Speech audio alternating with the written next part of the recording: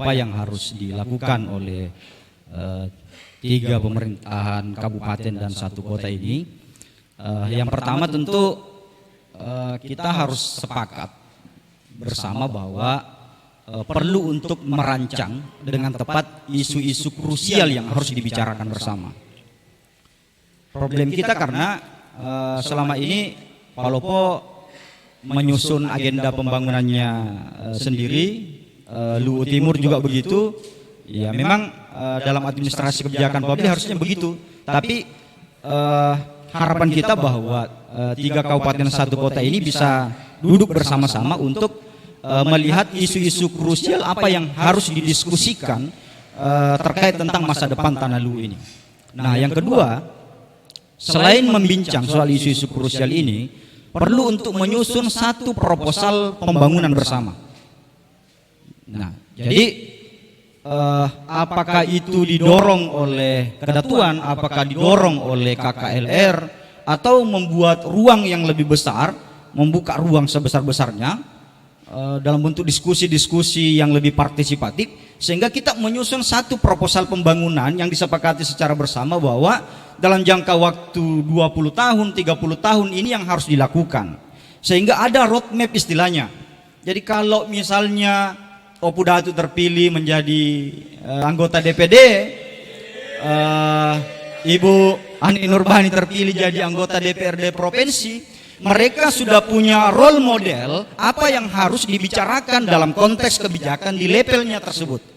Ini kan soal kalau masing-masing setiap kita punya cara pandang di masing-masing struktur ini tadi, di provinsi berbeda cara berpikirnya, di tingkat lokal cara berpikirnya yang lain, di pusat cara berpikirnya yang lain, sehingga tidak ketemu apa sebenarnya orientasi dari kepentingan politik yang dibangun oleh individu atau kelompok ini masuk di dalam eskalasi politik ini. Kan begitu. Nah, saya mungkin secara pribadi berharap tentunya kepada Opu Datu bahwa bisa jadi menjadi corong bagi atau bisa menjadi kanal bagi tiga kabupaten satu kota ini untuk merancang, mendesain apa yang akan kita lakukan 5, 10, 15 tahun ke depannya. Karena kalau setiap tahun kita merayakan hari jadi Luwu, membincang ini dalam dialog malamnya, membincangnya di hari berupacara dan sebagainya, saya pikirin akan terus berulang, tetapi kita tidak tahu sampai di mana langkah kita hari ini. Itu saja soalnya. Kalau kita tanya hari ini, selama berganti kepemimpinan pemerintah kabupaten kota ini, Palopo sudah 2 kali, Kabupaten Luwu Timur sudah 2 kali, 3 kali karena Pak Ibas tercatat sebagai bupati juga. Kemudian di Luwu Utara, Luwu Timur juga. Kalau kita tanya langkah kita untuk menata masa depan Luwu hari ini itu sudah sampai di mana tapak kaki kita ini? KKLR kalau ditanya juga pasti tidak bisa jawab. Saya pasti yakin itu. Iya, karena kita tidak punya road model bagaimana membangun Tanah Luwu ini ke depan. Kalau kita bicara tentang gagasan pembentukan Provinsi Luwu Raya, tentang pembentukan Kabupaten Luwu Tengah, itu hanya instrumen yang digunakan untuk mendorong tingkat kesejahteraan orang di Tanah Luwu. Karena tidak ada jaminan juga bahwa ketika provinsi ini terbentuk, Tanah Luwu ini akan sejahtera. Tidak ada jaminan. Karena 3 kabupaten 1 kota ini saja yang diberikan hak desentralisasi hari ini, ternyata jauh dari harapan ketika kita lihat dalam konteks pembangunan ekonominya. Nah, seperti kata Pak Ketua tadi, kita terlalu mengagung-agungkan pertumbuhan ekonomi, tetapi abai terhadap ketimpangan sosial dan ekonomi yang terjadi.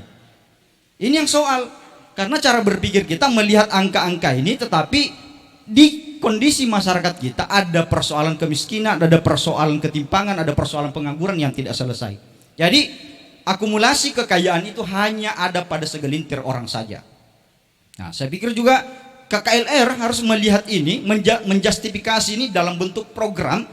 Ya, salah satunya adalah bagaimana mendesain 3 kabupaten ini sepakat untuk menyusun proposal pembangunan itu.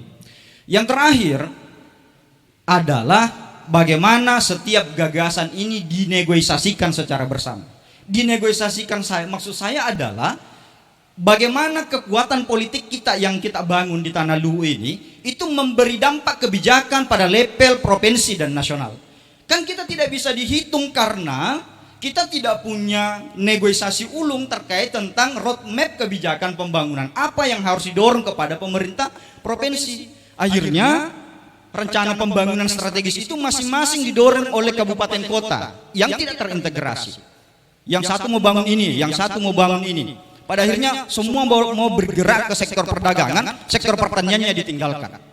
Nah, sehingga yang saya mau sampaikan yang terakhir ini sebagai pesan kepada orang tua kita yang menurut saya punya posisi strategis untuk bicara tentang masa depan Tanah Luwu.